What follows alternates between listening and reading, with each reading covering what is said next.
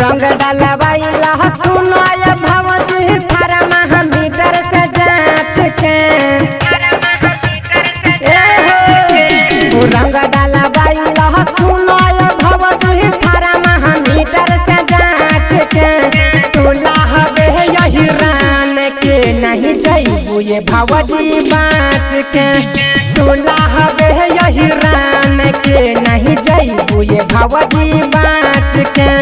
रंग डाला बाइला सुनाय भवजी थारा महामीटर से जांच के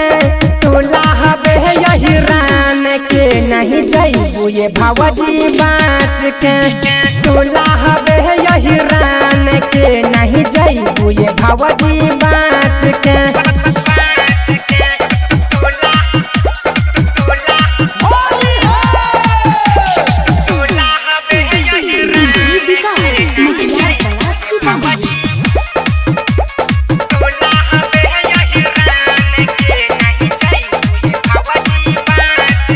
धीरे धीरे से डालब भौजी नु हो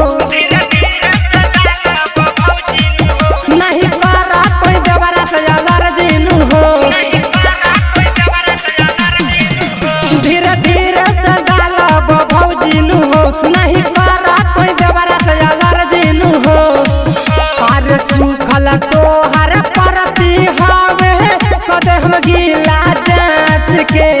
तोला हवे यही रान के नहीं जइबू ये भवजी बाँच के तोला हवे यही रान के नहीं जइबू ये भवजी बाँच के